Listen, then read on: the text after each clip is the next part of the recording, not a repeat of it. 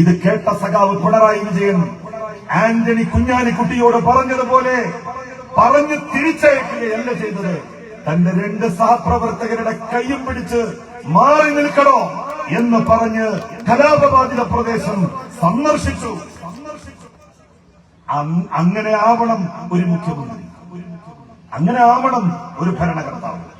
കേരളത്തിൽ RSSന്റെ അത്തരം പേക്കൂത്തുകൾക്ക് കടിഞ്ഞാണിടാൻ, ഈ നാട്ടിൽ അതേ നാണയത്തിൽ മറുപടി കൊടുക്കാൻ ചെങ്കൊടിയുടെ ശക്തി കേരളത്തിലുണ്ട് എന്നുള്ള ഉത്തമ ബോധ്യമാണ് RSSനെ മര്യാദക്കാരാക്കി ഇരിക്കുന്നത്.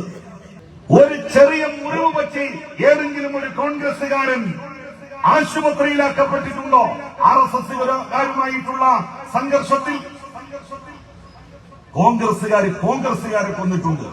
കമ്മ്യൂണിസ്റ്റുകാരെ കുറിച്ച് കോൺഗ്രസുകാരും ലീഗുകാരും എപ്പോഴും പറയാറുള്ളതാണ്, ഈ കമ്മ്യൂണിസ്റ്റുകാർക്ക് പഠന ക്ലാസും യോഗം ചേരലും LC കമ്മിറ്റിയും DC കമ്മിറ്റിയും AC കമ്മിറ്റിയും ബ്രാഞ്ച് കമ്മിറ്റിയും ഇതെന്ത് പാർട്ടിയാണ്?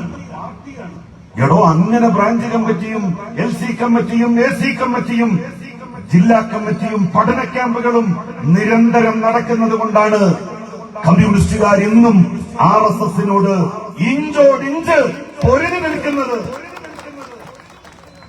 പിണറായി ഗവൺമെന്റ്, പിണറായി വിജയൻ എല്ലാവരെയും കൂട്ടിയിരുത്തി പറഞ്ഞു, നിങ്ങളുടെ വീടിന്, നിങ്ങൾക്ക് നഷ്ടപ്പെടുന്ന സ്ഥലത്തിന് നിങ്ങൾ നട്ടുവളർത്തിയ ഒരു വെണ്ടക്കയുടെ തൈയുണ്ടെങ്കിൽ അതിനു പോലും സർക്കാർ നഷ്ടപരിഹാരം നൽകും. ലീഗും കോൺഗ്രസും ഭരിക്കുമ്പോഴാണ് ഇങ്ങനെ ഒരു പദ്ധതി വരുന്നത് എങ്കിൽ എത്ര പൈസ അവര് കീശയിലാക്കിയിട്ടുണ്ടാവും. ആളുകളെ പറ്റിക്കുക എന്നുള്ളതാണല്ലോ ഇവര് പ്രധാനപ്പെട്ട ജോലിയായിട്ട് കാണുന്നത്.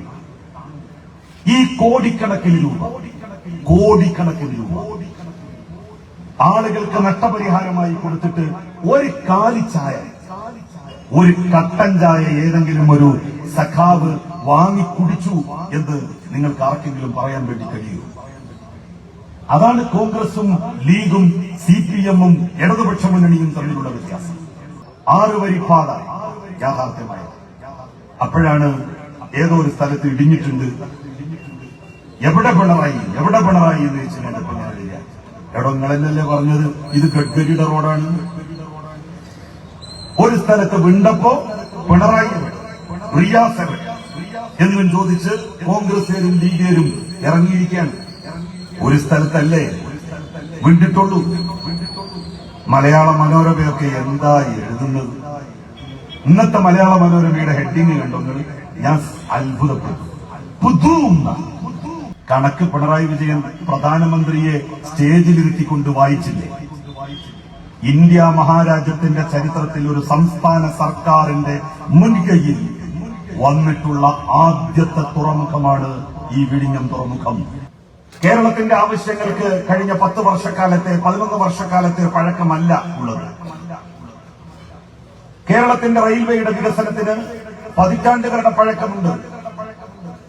കോൺഗ്രസ് ഭരിച്ചിരുന്ന കാലത്ത് മറ്റുള്ള പല സംസ്ഥാനങ്ങളോടും കോൺഗ്രസ് സർക്കാർ കാണിച്ച ഉദാരത കേരളത്തോട് കാണിച്ചില്ല.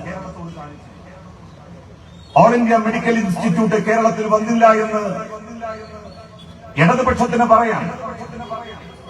എന്നാൽ കോൺഗ്രസിനത് പറയാൻ കഴിയുമോ? ഓൾ ഇന്ത്യ മെഡിക്കൽ ഇൻസ്റ്റിറ്റ്യൂട്ട് എത്ര പതിറ്റാണ്ടായി ഇന്ത്യയിൽ ആരംഭിച്ചിട്ട് പല സംസ്ഥാനങ്ങളിലും തുടങ്ങിയിട്ട്? ഒന്നാം UPA സർക്കാരിന്റെ കാലത്തോ 2ാം UPA ഗവൺമെന്റിന്റെ സമയത്തോ കോൺഗ്രസ് എന്തുകൊണ്ട് ശ്രമിച്ചില്ല കേരളത്തിലേക്ക് ഒരു എയിംസ് കൊണ്ടുവരാൻ? ഇത്രയും കാലം നമ്മൾ കാത്തിരിക്കേണ്ടി വന്നില്ലേ? ഇഫ്ലു എന്ന് പറയുന്ന ലോകത്തുള്ള മുഴുവൻ ഭാഷകളുടെയും സർവകലാശാല, ആ സർവകലാശാലയുടെ ഒരു ഓഫ് ക്യാമ്പസ് പോലും കോൺഗ്രസിന്റെ പ്രതാപകാലത്ത് കേരളത്തിൽ തുടങ്ങാൻ സാധിച്ചിട്ടില്ല. പാലക്കാട്ട് ആരംഭിക്കും എന്ന് കോൺഗ്രസ് ഉച്ചയിസ്തരം ഉദ്ഘോഷിച്ച കോച്ച് ഫാക്ടറി എന്റെ കോൺഗ്രസിന്റെ പ്രതാപകാലത്ത് കോൺഗ്രസ് ഭരിച്ചിരുന്ന സമയത്ത് കേരളത്തിലേക്ക് കൊണ്ടുവരാൻ അവർക്ക് സാധിച്ചില്ല. കേന്ദ്ര സർക്കാർ, അത് BJP ആണെങ്കിലും കോൺഗ്രസ് ആണെങ്കിലും കേരളത്തോട് കടുത്ത അവഗണന കാണിച്ചിട്ടുണ്ട്. അതൊരു വസ്തുതയാണ്. കേന്ദ്ര പദ്ധതികൾ ഇന്ത്യയിൽ ഏറ്റവും കുറവ് നടപ്പിലാക്കപ്പെട്ട സംസ്ഥാനമാകും കേരളം. ഈ വയനാട് ജില്ലയ്ക്ക് ഇത്രയധികം വികസനം എപ്പോഴാണ് ഉണ്ടായത്?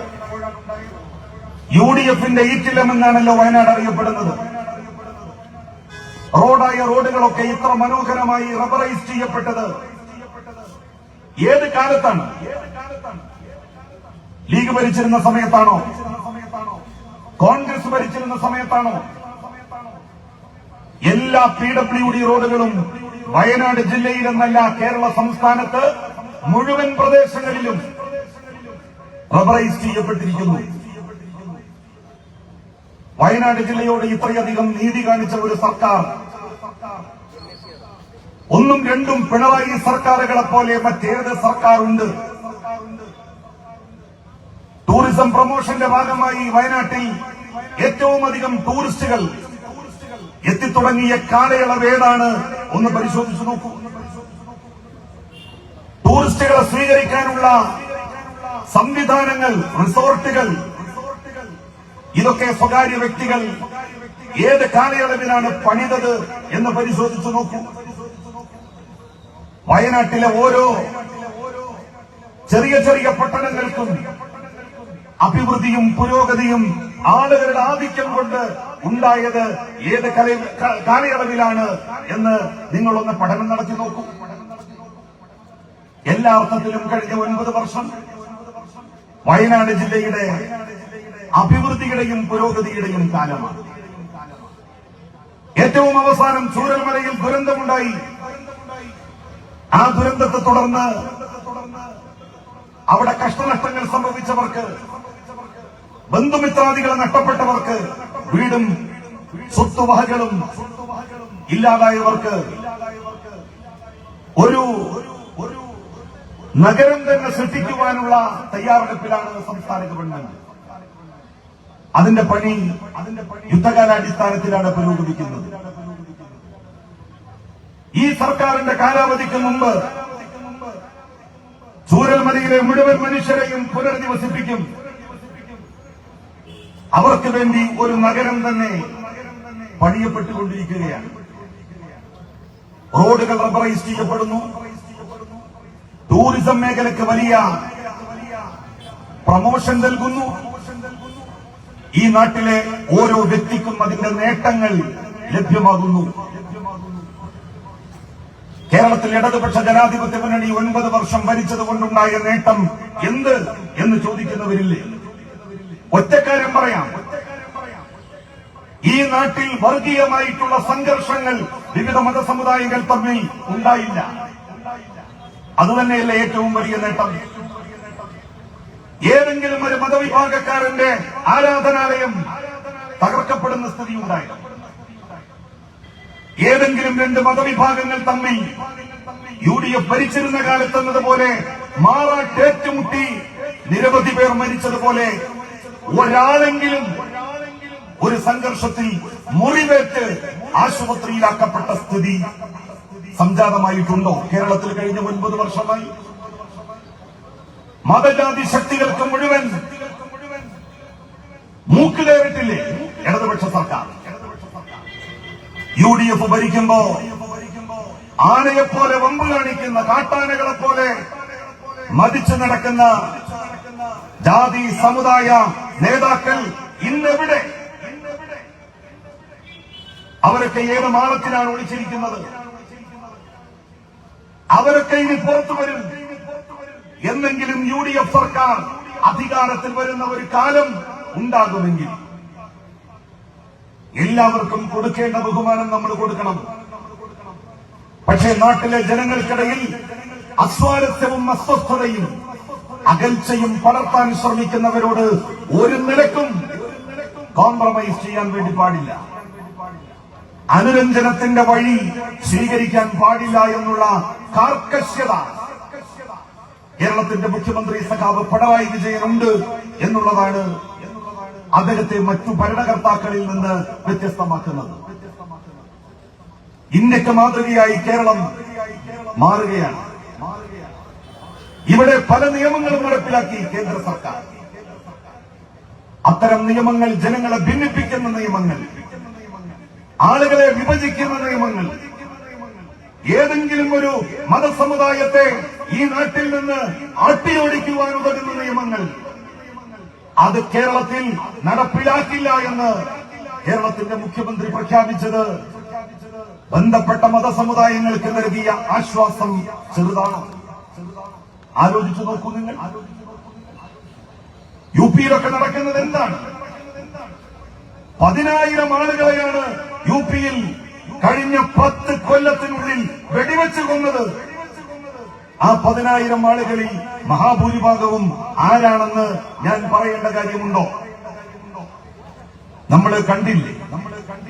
അത്തീഖ് അഹമ്മദ് എന്ന് പറയുന്ന 4 പ്രാവശ്യം MLA-യും 1 പ്രാവശ്യം MP-യുമായ SP-യുടെ നേതാവിനെ ഒരു സന്ധ്യാസമയത്ത് പോലീസുകാരുടെ വലയത്തിൽ നിൽക്കെ, ലോകം കാണെ, എല്ലാ ക്യാമറ കണ്ണുകളും നോക്കി നിൽക്കെ വെടിവെച്ച് കൊലപ്പെടുത്തിയത്, അദ്ദേഹത്തിന്റെ അനിയനെ വെടിവെച്ച് കൊന്നത്, അത്തീഖ് അഹമ്മദിന്റെ 2 ആൺമക്കളെ വെടിവെച്ച് കൊലപ്പെടുത്തി യു പിയിലെ യോഗിയുടെ സർക്കാർ.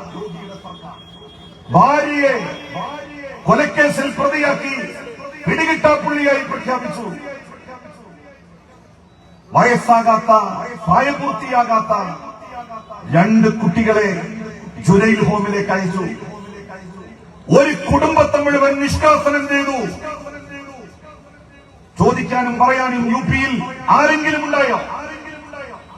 അത്തീഖ് അഹമ്മദിനെ കുറിച്ചോ അദ്ദേഹത്തിന്റെ ശിഥിലമാക്കപ്പെട്ട കുടുംബത്തെക്കുറിച്ചോ മുസ്ലിം ലീഗിന്റെ MP-മാർ ഇന്ത്യയുടെ പാർലമെന്റിൽ ഒരു വാക്ക് പറഞ്ഞു? ഒരു വാക്ക്. അതിൽ നിന്നൊക്കെ യോഗി കരുത്ത് നേടുകയായിരുന്നു. 2 കോടിയിലധികം മുസ്ലിങ്ങളുള്ള സംസ്ഥാനമാണ് ഉത്തർപ്രദേശ്. ഇന്ത്യയിൽ ഏറ്റവും അധികം മുസ്ലിം ജനസംഖ്യയുള്ള സംസ്ഥാനം. പാകിസ്ഥാൻ എന്ന് പറയുന്ന രാജ്യത്തെക്കാൾ കൂടുതൽ ജനസംഖ്യയുള്ള സംസ്ഥാനമാണ് യു പി.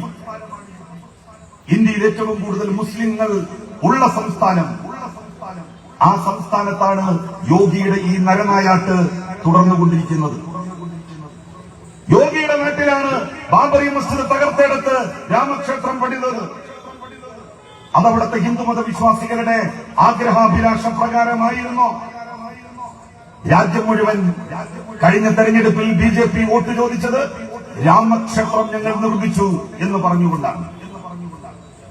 ബാബറി മസ്ജിദ് തകർത്ത് തലസ്ഥാനത്ത് രാമക്ഷേത്രം നിർമ്മിക്കപ്പെട്ട അയോധ്യ ഉൾപ്പെടുന്ന ഫൈസാബാദ് പാർലമെന്റ് മണ്ഡലത്തിൽ BJP കഴിഞ്ഞ ലോക്സഭാ തെരഞ്ഞെടുപ്പിൽ തോറ്റമ്പി 60,000-ത്തിലധികം വോട്ടുകളുടെ ഭൂരിപക്ഷത്തിനാണ് സമാജ്വാദി പാർട്ടിയുടെ നേതാവ് BJP-യെ അയോധ്യ ഉൾപ്പെടുന്ന ഫൈസാബാദ് പാർലമെന്റ് മണ്ഡലത്തിൽ കഴിഞ്ഞ ലോക്സഭാ തെരഞ്ഞെടുപ്പിൽ തോൽപ്പിച്ചത്.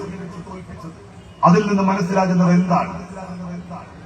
90%-ലധികം ആ മണ്ഡലത്തിൽ ഹിന്ദുമത വിശ്വാസികളാണ്. എന്നിട്ടും പക്ഷേ ബാബറി മസ്ജിദ് തകർത്തെടുത്ത് രാമക്ഷേത്രം പണിതെന്ന മണ്ണിൽ BJP-ക്ക് ജയിക്കാൻ കഴിയില്ല. ഈ നാട്ടിലെ മഹാഭൂരിപക്ഷം വരുന്ന ഹിന്ദുമത വിശ്വാസികൾ ഏത് പക്ഷത്ത് നിൽക്കുന്നു എന്നുള്ളതിന് ഫൈസാബാദിലെ തെരഞ്ഞെടുപ്പ് ഫലം മാത്രം മതി. അവർ ഈ രാജ്യത്ത് അസ്വസ്ഥതയുണ്ടാക്കി ഒരു വിശ്വാസത്തിനും മേൽക്കോയ്മ വേണം എന്നാഗ്രഹിക്കുന്നവരല്ല. അവർ ഈ നാട്ടിൽ മതമൈത്രി തകർത്ത് ഒരു സർക്കാർ ഉണ്ടാവണം എന്ന് മോഹിക്കുന്നവരല്ല. അതുകൊണ്ടാണ് ക്ഷേത്രം പണിതു എന്ന് പറയപ്പെടുന്ന മണ്ണിൽ BJP-ക്ക് തോറ്റ് അടിയറവ് പറയേണ്ടി വന്നത്. രാജ്യത്തിന്റെ പല ഭാഗങ്ങളിലും എത്രയെത്ര വീടുകളാണ് തകർത്തുകൊണ്ടിരിക്കുന്നത്. യു പിയിൽ നിരവധി വീടുകൾ, മദ്രസകൾ, ഇതെല്ലാം ബുൾഡോസർ വെച്ച് തകർത്ത് നിലംപരിശാക്കിക്കൊണ്ടിരിക്കുകയാണ് യോഗിയുടെ ഗവൺമെന്റ്. കേരളത്തിൽ എന്താണ് RSS? വർഗീയ ഭ്രാന്തന്മാർ ഉത്തരേന്ത്യയിൽ പെരുമാറുന്നത് പോലെ പെരുമാറാത്തത് കേരളത്തിലെ RSSകാര് നല്ല RSSകാരായതുകൊണ്ടാണോ? കേരളത്തിലെ RSSകാര് വർഗീയവാദികളല്ലാത്ത RSSകാരായതുകൊണ്ടാണോ? അല്ല. കേരളത്തിൽ RSSന്റെ അത്തരം പേക്കൂത്തുകൾക്ക് കടിഞ്ഞാണിടാൻ ഈ നാട്ടിൽ അതേ നാണയത്തിൽ മറുപടി കൊടുക്കാൻ ചെങ്കൊടിയുടെ ശക്തി കേരളത്തിലുണ്ട് എന്നുള്ള ഉത്തമ ബോധ്യമാണ് RSSനെ മര്യാദക്കാരാക്കി ഇരിക്കുന്നത്. RSSകാർ കേരളത്തിൽ വെറുതെ മര്യാദക്കാരായതല്ല, അവരെ മര്യാദക്കാരാക്കിയതാണ്. അവരെ മര്യാദക്കാരാക്കിയത് കമ്മ്യൂണിസ്റ്റുകാരാണ്. നൂറുകണക്കിന് പ്രവർത്തകരെ അവർക്ക് ബലി കൊടുക്കേണ്ടി വന്നു. RSSുമായിട്ടുള്ള ഏറ്റുമുട്ടലിന്റെ വഴിയിൽ കോൺഗ്രസുകാർക്ക് എപ്പോഴെങ്കിലും RSSനോട് ഏറ്റുമുട്ടി ഒരു ജീവൻ കൊടുക്കേണ്ടി വന്നിട്ടുണ്ടോ? ഒരു ചെറിയ മുറിവ് പറ്റി ഏതെങ്കിലും ഒരു കോൺഗ്രസുകാരൻ ആശുപത്രിയിലാക്കപ്പെട്ടിട്ടുണ്ടോ? RSSകാരുമായിട്ടുള്ള സംഘർഷത്തിൽ കോൺഗ്രസുകാരെ കൊന്നിട്ടുണ്ട്. തൃശൂരിൽ ക്ഷേത്ര സന്നിധാനത്തിൽ വെച്ചല്ലേ 2 കോൺഗ്രസ് പ്രവർത്തകരെ വിവിധ ഗ്രൂപ്പുകളിൽപ്പെട്ടവർ കുത്തിക്കൊലപ്പെടുത്തിയത്? ചാവക്കാട്ടെ ഹനീഫയെ വീട്ടിൽ കമ്മ്യൂണിസ്റ്റുകാരല്ലേ RSSുമായി എന്നും ഉരസി നിന്നിട്ടുള്ളത്, ഇഞ്ചോടിഞ്ച് പൊരുതി നിന്നിട്ടുള്ളത്, അവരുടെ കൊലക്കത്തി പിടിച്ചു വാങ്ങിയിട്ടുള്ളത്. കോൺഗ്രസ് RSSനോട് ഐക്യപ്പെട്ടു പോയിട്ടേ ഉള്ളൂ. കമ്മ്യൂണിസ്റ്റ് പാർട്ടിയെ ദുർബലപ്പെടുത്താമെങ്കിൽ RSSനെ കുട്ടിപ്പെടുത്താം എന്ന് കോൺഗ്രസും ലീഗും എത്രയോ തവണ തെളിയിച്ചില്ലേ? ബേപ്പൂരിൽ പരസ്യമായി സഖ്യമുണ്ടാക്കിയില്ലേ? BJPയുമായിട്ട് മുസ്ലിം ലീഗ് മാധവൻകുട്ടിയെ ജയിപ്പിക്കാൻ മുസ്ലിം ലീഗിന്റെ സമുന്നത നേതാക്കൾ ഇറങ്ങിയത് ഓർമ്മയില്ല. അതിന് കിട്ടിയ ശിക്ഷയല്ലേ മാറാട്ടക്കലാപം? ലീഗും RSSും തമ്മിൽ നടത്തിയ രഹസ്യ ബാന്ധവത്തിന് കിട്ടിയ ശിക്ഷയാണ് മാറാട് നടന്ന കലാപം. ആ കലാപത്തിൽ മുസ്ലിം ലീഗിന്റെ പ്രവർത്തകന്മാർ കൊല്ലപ്പെട്ടില്ലേ? ആ കലാപത്തിൽ RSSകാർ കൊല്ലപ്പെട്ടില്ലേ?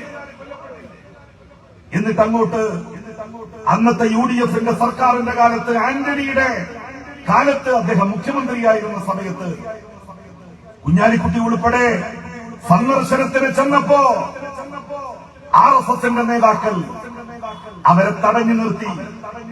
എന്നിട്ട് പറഞ്ഞു, ആന്റണിക്ക് വേണമെങ്കിൽ പോകാം, കുഞ്ഞാലിക്കുട്ടി ഒരടി മുന്നോട്ട് വെക്കരുത്. ആന്റണി കുഞ്ഞാലിക്കുട്ടിയോട് പറഞ്ഞു, തിരിച്ചു പോയിക്കോളൂ കുഞ്ഞാലിക്കുട്ടി, ഞാൻ അവിടെ പോയിട്ട് കാര്യങ്ങൾ നോക്കി വരാം. കുഞ്ഞാലിക്കുട്ടി ഇളിഞ്ചനായി തലതാഴ്ത്തി അവിടെ നിന്ന് മടങ്ങിപ്പോന്നില്ലേ? നൂറുകണക്കിന് പോലീസുകാരുടെ ബന്ദോബസ്തുണ്ടായിരിക്കെ. എന്നാൽ അന്ന് പാർട്ടി സെക്രട്ടറി ആയിരുന്ന ഇന്നത്തെ മുഖ്യമന്ത്രി സഖാവ് പിണറായി വിജയൻ എളമരം കരീമിനെ ഒരു ഭാഗത്തും VKC മുഹമ്മദ് കോയയെ മറുഭാഗത്തും തന്റെ ഇടത്തും വലത്തും നിർത്തി മാറാട്ട് നടന്ന കലാപബാധിത പ്രദേശങ്ങൾ സന്ദർശിക്കാൻ വേണ്ടി ഇറങ്ങി പുറപ്പെട്ടത് ഓർമ്മയില്ലേ കോൺഗ്രസുകാർക്ക്, ലീഗുകാർക്ക്? കുഞ്ഞാലിക്കുട്ടിയെ പറഞ്ഞയക്കണം, തിരിച്ചയക്കണം എന്ന് പറഞ്ഞ അതേ ആളുകൾ സഖാവ് പിണറായി വിജയനോട് പറഞ്ഞു, നിങ്ങൾക്ക് പോകാം സഖാവേ, എളമരം കരീമിനെയും VKC മുഹമ്മദ് കോയയെയും കയറ്റിവിടില്ല. ഇത് കേട്ട സഖാവ് പിണറായി വിജയൻ ആന്റണി കുഞ്ഞാലിക്കുട്ടിയോട് പറഞ്ഞതുപോലെ പറഞ്ഞ് തിരിച്ചയക്കുകയല്ല ചെയ്തത്. തന്റെ 2 സഹപ്രവർത്തകരുടെ കൈയും പിടിച്ച് മാറി നിൽക്കണോ എന്ന് പറഞ്ഞ് കലാപബാധിത പ്രദേശം സന്ദർശിച്ചു. അങ്ങനെ ആവണം ഒരു മുഖ്യമന്ത്രി, അങ്ങനെ ആവണം ഒരു ഭരണകർത്താവ്. എന്തേ അത് കോൺഗ്രസിന് കഴിയുന്നില്ല? ആന്റണിയുടെ മകൻ തന്നെ പോയില്ലേ BJPയിലേക്ക്? കോൺഗ്രസുകാര് സ്വന്തം ഭാര്യമാരെ, സ്വന്തം മക്കളെ കോൺഗ്രസ് എന്താണെന്ന് പഠിപ്പിച്ചു കൊടുത്തിട്ടുണ്ടോ? ഏറ്റവും പ്രായം കുറഞ്ഞ മുഖ്യമന്ത്രിയാക്കി കോൺഗ്രസ് ആന്റണിയെ. കേന്ദ്രമന്ത്രിസ്ഥാനം നിരവധി തവണ കൊടുത്തു. ജീവിതത്തിലെ 50 കൊല്ലം MP-യോ MLA-യോ കേന്ദ്രമന്ത്രിയോ മുഖ്യമന്ത്രിയോ ആയി വിലസി നടന്നു ശ്രീമാൻ AK ആന്റണി. പക്ഷേ തന്റെ ഭാര്യക്കോ തന്റെ മക്കൾക്കോ കോൺഗ്രസ് എന്താണെന്ന് ഒരിക്കൽ പോലും പഠിപ്പിച്ചു കൊടുത്തില്ല, പറഞ്ഞു കൊടുത്തില്ല. അതുകൊണ്ടല്ലേ ആന്റണിയുടെ ഭാര്യ അവര് പറഞ്ഞത് പരസ്യമായി പത്രക്കാരോട്.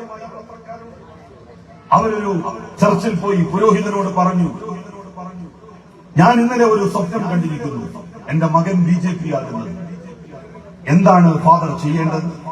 ഫാദർ പറഞ്ഞു, അങ്ങനെ സ്വപ്നം കണ്ടിട്ടുണ്ടെങ്കിൽ തീർച്ചയായും നിങ്ങൾ അയാളെ BJP-യിലേക്ക് വിടൂ, അവൻ ഉന്നത സ്ഥാനത്തെത്തും. അങ്ങനെയാണ് അനിൽ ആന്റണി BJP-യിൽ എത്തി. തന്റെ സ്വന്തം മകന്, സ്വന്തം ഭാര്യയ്ക്ക് ശ്രീമാൻ AK ആന്റണി കോൺഗ്രസിനെ സംബന്ധിച്ച് ഒരു ക്ലാസ് എടുത്തു കൊടുത്തിരുന്നെങ്കിൽ ഈ ദുര്യോഗം ആന്റണിയുടെ കുടുംബത്തിനുണ്ടാകുമായിരുന്നു. കമ്മ്യൂണിസ്റ്റുകാരെ കുറിച്ച് കോൺഗ്രസുകാരും ലീഗുകാരും എപ്പോഴും പറയാറുള്ളതാണ്, ഈ കമ്മ്യൂണിസ്റ്റുകാർക്ക് പഠന ക്ലാസും യോഗം ചേരലും LC കമ്മിറ്റിയും DC കമ്മിറ്റിയും AC കമ്മിറ്റിയും ബ്രാഞ്ച് കമ്മിറ്റിയും ഇതെന്ത് പാർട്ടിയാണ്? എടോ, അങ്ങനെ ബ്രാഞ്ച് കമ്മിറ്റിയും LC കമ്മിറ്റിയും AC കമ്മിറ്റിയും ജില്ലാ കമ്മിറ്റിയും പഠന ക്യാമ്പുകളും നിരന്തരം നടക്കുന്നത് കൊണ്ടാണ് കമ്മ്യൂണിസ്റ്റുകാർ ഇന്നും RSSനോട് ഇഞ്ചോടിഞ്ച് പൊരുതി നിൽക്കുന്നത്. ഒരു ഇസ്ലാം മത വിശ്വാസിയുടെ കുടുംബത്തിൽ ഒരു കുട്ടി ജനിച്ചാൽ ആ കുട്ടിയുടെ ചെവിയിൽ ചൊല്ലിക്കൊടുക്കുന്നത് ബാങ്കുലി നാദമാണ്. അല്ലാഹു അക്ബർ, അല്ലാഹു അക്ബർ. ആ ബാങ്കിന്റെ നാദമാണ് ഒരു കുടുംബത്തിൽ, ഒരു മുസ്ലിം കുടുംബത്തിൽ ഒരു കുട്ടിയുടെ ചെവിയിൽ ചൊല്ലിക്കൊടുക്കുന്നതെങ്കിൽ ഒരു കമ്മ്യൂണിസ്റ്റുകാരന്റെ കുടുംബത്തിൽ ജനിച്ചു വീഴുന്ന കുട്ടിയുടെ മനസ്സിൽ രൂഢമൂലമാക്കാൻ വേണ്ടി ശ്രമിക്കുന്നത്, അവരുടെ ചെവിയിൽ മന്ത്രിച്ചു കൊടുക്കുന്നത് ഫാഷിസ്റ്റ് വിരുദ്ധ, ഹിന്ദുത്വ വിരുദ്ധ, ലോകത്ത് എല്ലാ വർഗീയതകൾക്കുമെതിരായിട്ടുള്ള പോരാട്ടത്തിന്റെ വീരഗാഥകളാണ്. അതാണ് വ്യത്യാസം. കമ്മ്യൂണിസ്റ്റ് പാർട്ടി കുടുംബാംഗങ്ങൾക്ക് കൊടുത്തിട്ടുണ്ട്. അതിന്റെ ദുര്യോഗമല്ലേ കോൺഗ്രസ് ഇന്ന് അനുഭവിച്ചുകൊണ്ടിരിക്കുന്നത്? ഇടതുപക്ഷം ക്ഷീണിച്ചാലുണ്ടാകുന്ന ഭവിഷ്യത്ത് ഈ നാട്ടിലെ ജനങ്ങൾ മനസ്സിലാക്കണം. കമ്മ്യൂണിസ്റ്റ് പാർട്ടിക്ക് ക്ഷീണം സംഭവിച്ചാൽ അത് ഈ രാജ്യത്തുള്ള പാവപ്പെട്ട സാധാരണക്കാരായ മനുഷ്യന് സംഭവിക്കുന്ന ക്ഷീണമാണ് എന്ന് തിരിച്ചറിയണം. ഈ ഗവൺമെന്റ് ഈ നാട്ടിലെ പാവപ്പെട്ടവരുടെയും സാധാരണക്കാരുടെയും കൂടെയല്ലേ നിന്നത്?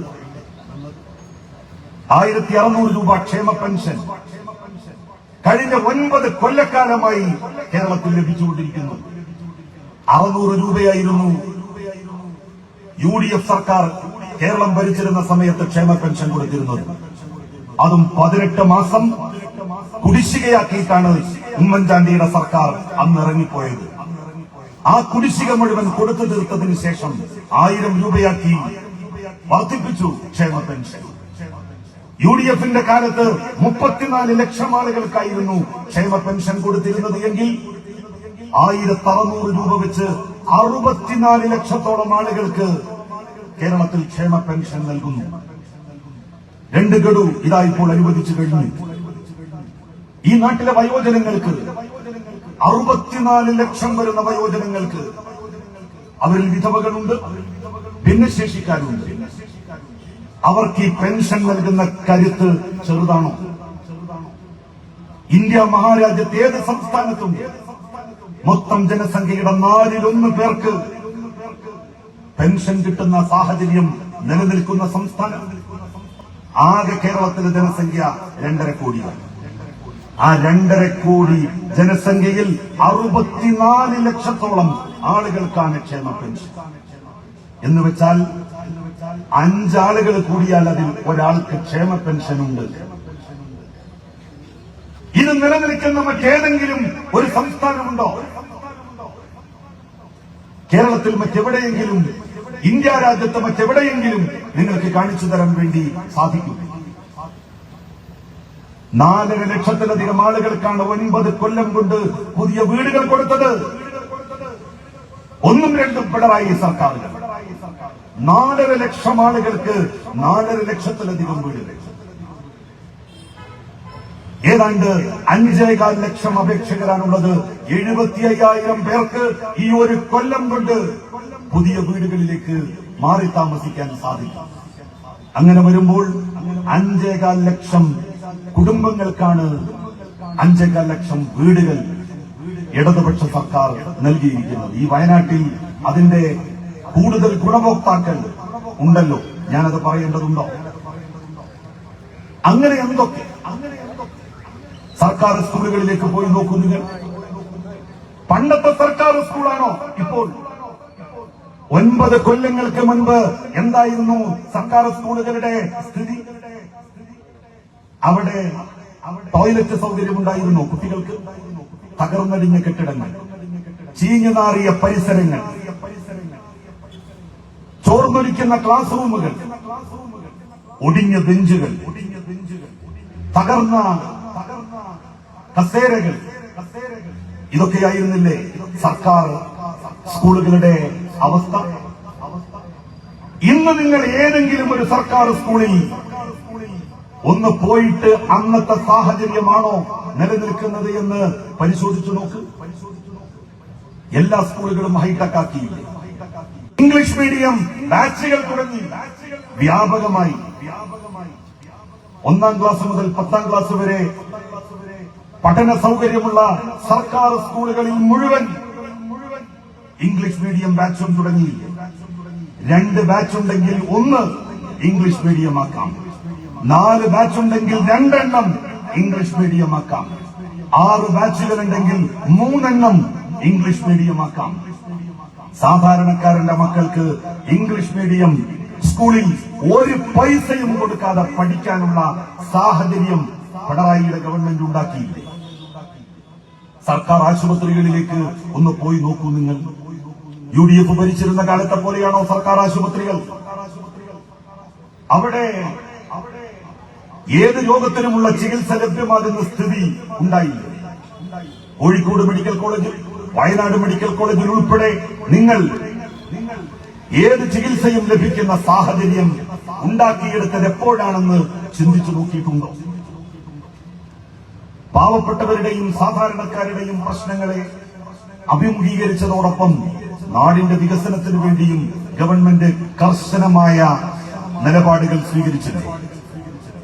നാഷണൽ ഹൈവേ കേരളത്തിന്റെ ഒരറ്റം മുതൽ മറ്റേ അറ്റം വരെ 2000-ഓളം ഏക്കർ സ്ഥലം ഏറ്റെടുത്ത് നാഷണൽ ഹൈവേ അതോറിറ്റിക്ക് കൈമാറാൻ സഖാവ് പിണറായി വിജയൻ ഉണ്ടായിരുന്നില്ലെങ്കിൽ ഇന്ന് ഈ നാഷണൽ ഹൈവേ യാഥാർത്ഥ്യമാകുമായിരുന്നോ?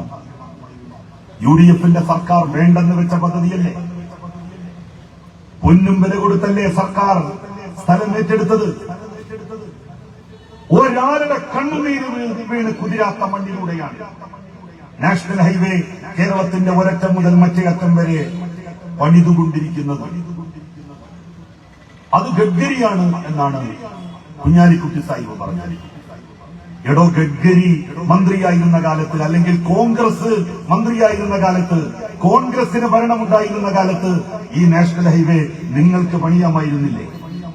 കേന്ദ്രത്തിൽ കോൺഗ്രസ്, ഇവിടെ നിങ്ങൾ സ്ഥലം ഏറ്റെടുത്തു കൊടുത്തിരുന്നു എങ്കിൽ എന്നേ ഇത് പണിയപ്പെടുമായിരുന്നില്ലേ? നിങ്ങൾക്ക് കഴിഞ്ഞോ? ഇവിടെ ഏതെങ്കിലും ആളുകൾ 4 പേര് ഒരു കൊടി പിടിച്ച് സമരം ചെയ്താൽ ആ സമരത്തോട് ഐക്യദാർഢ്യം പ്രഖ്യാപിച്ച് ഭീരുക്കളെപ്പോലെ പിന്മാറി ആ പാരമ്പര്യമല്ലേ നിങ്ങൾ വേണ്ടെന്ന് വെച്ച പദ്ധതി?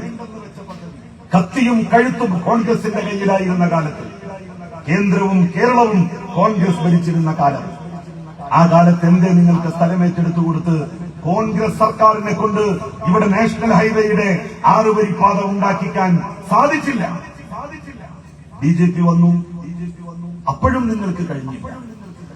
പിണറായി സർക്കാർ വന്നു, പിണറായി ഗവൺമെന്റ്, പിണറായി വിജയൻ എല്ലാവരെയും കൂട്ടിയിരുത്തി പറഞ്ഞു, നിങ്ങളുടെ വീടിന്, നിങ്ങൾക്ക് നഷ്ടപ്പെടുന്ന സ്ഥലത്തിന്, നിങ്ങൾ നട്ടുവളർത്തിയ ഒരു വെണ്ടക്കയുടെ തൈയുണ്ടെങ്കിൽ അതിനു പോലും സർക്കാർ നഷ്ടപരിഹാരം നൽകും. ഒരു വീടിന് പകരം അതേ വീട് ഇന്നുണ്ടാക്കാൻ 4 ഇരട്ടി പണം വരും. ആ 4 ഇരട്ടിയിലധികം പണമാണ് അനുവദിച്ചത് വീടുകൾ നഷ്ടപ്പെട്ടവർക്ക്. നാഷണൽ ഹൈവേയുടെ ഓരത്ത് താമസിച്ചിരുന്നവർക്ക് കോടിക്കണക്കിന് രൂപ നഷ്ടപരിഹാരമായി കിട്ടിയപ്പോ അതിന്റെ നേട്ടം നിങ്ങൾക്കുമുണ്ടായി, ഈ വയനാട്ടുകാർക്ക്. അതെങ്ങനെ? മലപ്പുറത്ത് നിന്ന് ഒരുപാട് ആളുകളാണ് വയനാട്ടിൽ വന്ന് സ്ഥലം വാങ്ങിയത്. അവർ റിസോർട്ടുകൾ പണിതുകൊണ്ടിരിക്കുന്നത്. അത് സർക്കാർ കൊടുത്ത പണമാണ്. നല്ല പൈസ, വൈറ്റ് മണി. സത്യത്തിൽ മലപ്പുറത്തുകാർക്കാണ് പണം കിട്ടിയതെങ്കിലും അതിന്റെ പ്രയോജനം ഈ വയനാട്ടുകാർക്കുണ്ടായി. ഈ കോൺഗ്രസുകാർക്ക് അത് വേറെ കാര്യം. ലീഗും കോൺഗ്രസും ഭരിക്കുമ്പോഴാണ് ഇങ്ങനെ ഒരു പദ്ധതി വരുന്നത് എങ്കിൽ എത്ര പൈസ അവര് കീശയിലാക്കിയിട്ടുണ്ടാവും. ഈ ആളുകളുടെ അടുത്തൊക്കെ തലേ ദിവസം അല്ലെങ്കിൽ 2 ദിവസം മുമ്പ് ഓരോരുത്തർക്കും പൈസ എത്ര കിട്ടുമെന്നുള്ളത് ഇവര് നോക്കി വെക്കും. എന്നിട്ട് പറയും, പാവപ്പെട്ട ബീരാങ്കന്റെ പേരിൽ പോയിട്ട്, ബീരാങ്ക നിങ്ങളെ സ്ഥലത്തിന് നമ്മള് തങ്ങളോട് പറഞ്ഞിട്ടുണ്ട്, കുഞ്ഞാലിക്കുട്ടി സാഹിബിനോട് പറഞ്ഞിട്ടുണ്ട്, അതുകൊണ്ട് 45 ലക്ഷമാണ്. എവിടെ 60 ലക്ഷക്കാരതിൽ എഴുതിയിട്ടുണ്ടാവുക. അത് നമുക്ക് ഒന്നും കൂടി ഞങ്ങളൊന്ന് പോയിട്ട് 65 ലക്ഷം ആക്കാം. ചെറിയൊരു ചെലവൊക്കെ ഉണ്ടാവും. എത്ര ആൾക്കാരെ പൈസ പിടുങ്ങിയിട്ടുണ്ടാവും ഇവര്. കോൺഗ്രസുകാരും ലീഗുകാരുടെ കാലത്ത് ആ പൈസ നാട്ടുകാർക്ക് കിട്ടാതിരുന്നത് കൊണ്ട് പൈസ മുഴുവൻ ഓൽക്ക് തന്നെ കിട്ടി. അതുകൊണ്ട് ഓല് തന്നെ വികാരം കിട്ടുന്ന ഒരവസ്ഥ നമ്മളുടെ നാട്ടിലുണ്ടായി. അല്ലെങ്കിൽ എത്ര ആളുകളെ പറ്റിച്ചിട്ടുണ്ടാവും ഇവര്, കോൺഗ്രസുകാരും ലീഗുകാരും. അതല്ലേ ഓരോ പണി, ആളുകളെ പറ്റിക്കുക എന്നുള്ളതാണല്ലോ ഇവര് പ്രധാനപ്പെട്ട ജോലിയായിട്ട് കാണുന്നത്. ഈ കോടിക്കണക്കിന് രൂപ ആളുകൾക്ക് നഷ്ടപരിഹാരമായി കൊടുത്തിട്ട് ഒരു കാലിച്ചായ, ഒരു കട്ടൻ ചായ ഏതെങ്കിലും ഒരു സഖാവ് വാങ്ങിക്കുടിച്ചു എന്ന് നിങ്ങൾക്ക് ആർക്കെങ്കിലും പറയാൻ വേണ്ടി കഴിയൂ? അതാണ് കോൺഗ്രസും ലീഗും CPM-ഉം ഇടതുപക്ഷ മുന്നണിയും തമ്മിലുള്ള വ്യത്യാസം. ആ വ്യത്യാസം ആരും മറന്നുപോകും. പിണറായി വിജയനെ കേരളം ഒരിക്കലും മറക്കില്ല. കാരണം പിണറായി വിജയന്റെ നെഞ്ചൂക്കിന്റെ പിൻബലത്തിലും ചെങ്കൂറ്റത്തിന്റെ പശ്ചാത്തലത്തിലുമാണ് 2000 ഏക്കർ സ്ഥലം ഏറ്റെടുത്ത് നാഷണൽ ഹൈവേ അതോറിറ്റിക്ക് കൈമാറിയത്. അങ്ങനെയാണ് ഒരിക്കലും നടക്കില്ല എന്ന് നമ്മൾ കരുതിയിരുന്ന പദ്ധതി 6 വരിപ്പാത യാഥാർത്ഥ്യമായത്. അപ്പോഴാണ് ഏതോ ഒരു സ്ഥലത്ത് ഇടിഞ്ഞിട്ടുണ്ട്. എവിടെ പിണറായി എന്ന് ചോദിച്ചു കണ്ടപ്പോ ഞാൻ അറിയില്ല. എടോ നിങ്ങളെന്നല്ലേ പറഞ്ഞത് ഇത് ഗഡ്കരിയുടെ റോഡാണ്. ഒരു സ്ഥലത്ത് വിണ്ടപ്പോ പിണറായി റിയാസ് എന്നും ചോദിച്ച് കോൺഗ്രസുകാരും ലീഗുകാരും ഇറങ്ങിയിരിക്കുകയാണ്. ഒരു സ്ഥലത്തല്ലേ വിണ്ടിട്ടുള്ളൂ. മലയാള മനോരമയൊക്കെ എന്താ എഴുതുന്നത്? ഇന്നത്തെ മലയാള മനോരമയുടെ ഹെഡിങ് കണ്ടോ? ഞാൻ അത്ഭുതപ്പെട്ടു. പുതും ഇന്നത്തെ മെയിൻ ഹെഡിങ് വായിച്ചില്ലേ? പുതും. അപ്പൊ എന്താണ്? നാഷണൽ ഹൈവേയിൽ വിള്ളലുണ്ടായത്, ആകെ ഇടിഞ്ഞു പൊളിഞ്ഞു വീണു എന്ന് സൂചിപ്പിക്കാനാണ് പുതും എന്ന് പറഞ്ഞിരിക്കുന്നത്. അതുപോലെ നന്നാക്കിക്കോളൂ. നാഷണൽ ഹൈവേക്കാരത് നന്നാക്കും, ഒരു തർക്കവും വേണ്ട. ഈ ചീറിപ്പാഞ്ഞ് ഇപ്പോ പണി പൂർത്തിയായ റോട്ടിലൂടെ പോകുന്ന ആളുകൾ തന്നെയാണ് ഏറ്റവും കൂടുതൽ. കാരണം ഇത് കണ്ടിട്ട് ഇങ്ങോട്ട് സൈക്കിളിൽ ജോലിക്ക് ഇതുമ്മക്കൂടി ഇങ്ങനെ പോണ് കണ്ടിട്ട്, ആ വരയും കുഴിയൊക്കെ ഇട്ട റോട്ടുമ്മക്കൂടി ഇങ്ങനെ പോണ് കണ്ടിട്ട് ഓൽക്കെന്നെ തോന്നുന്ന പിണറായി ഇനിയും വരും. ആകെ ബുദ്ധിമുട്ടായിട്ട്, ആകെ അസഹിഷ്ണുത, ഭ്രാന്ത് പിടിച്ചിട്ടുണ്ട് സത്യത്തിൽ കോൺഗ്രസ് ലീഗ്. 9ാമത്തെ കൊല്ലാണിത്. 3ാം തവണ 3ാം മൂഴം സഖാവ് പിണറായി വരും എന്നുള്ള കാര്യത്തിൽ നിങ്ങൾക്ക് സംശയം വേണ്ട.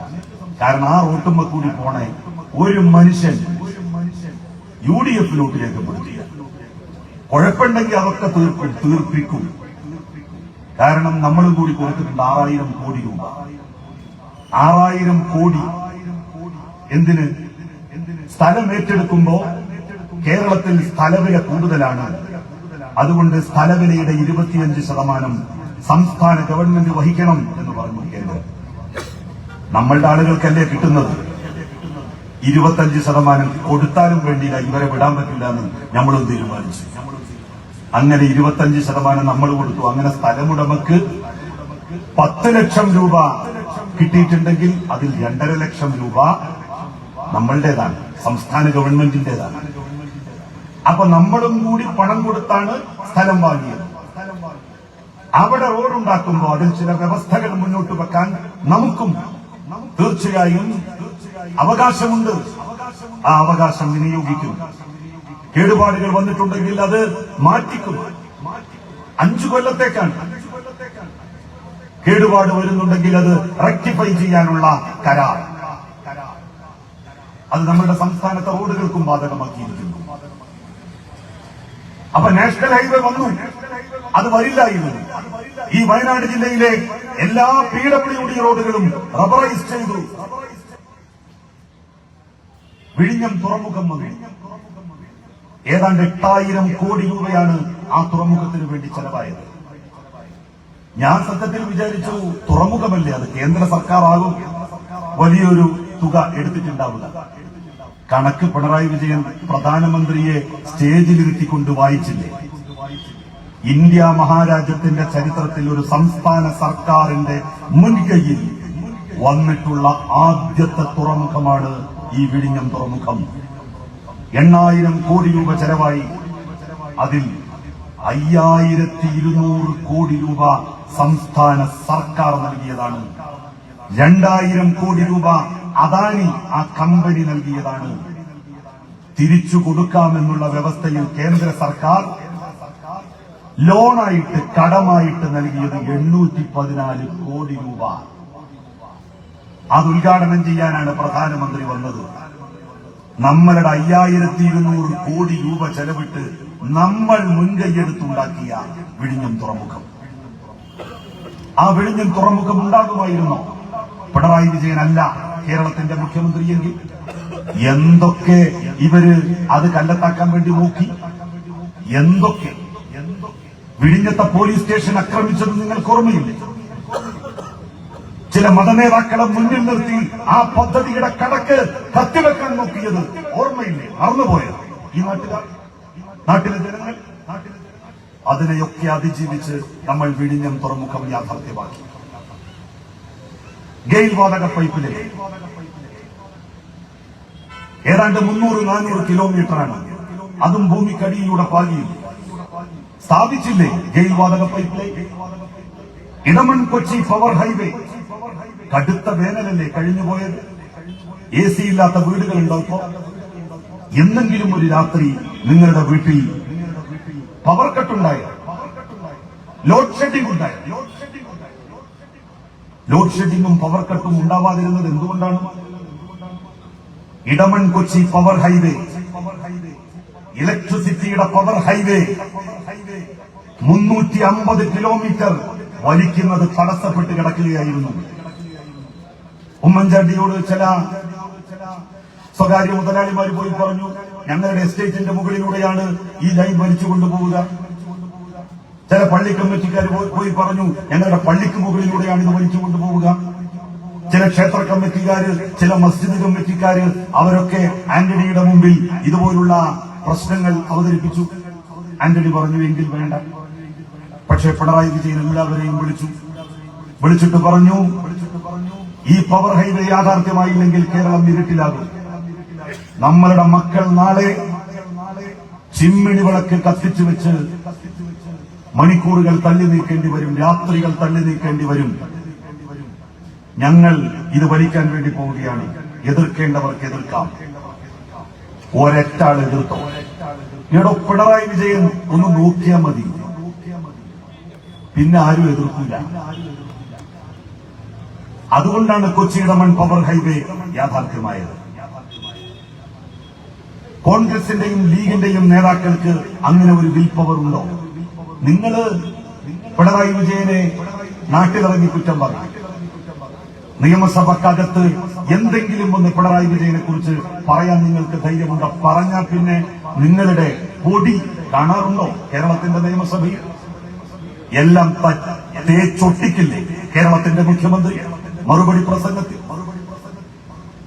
കേരളത്തിന് വർത്തമാനകാലത്ത് ആവശ്യമുള്ള ഒരു മുഖ്യമന്ത്രിയെയും ഒരു മുന്നണിയെയുമാണ് കേരളം നെഞ്ചേറ്റിയത്.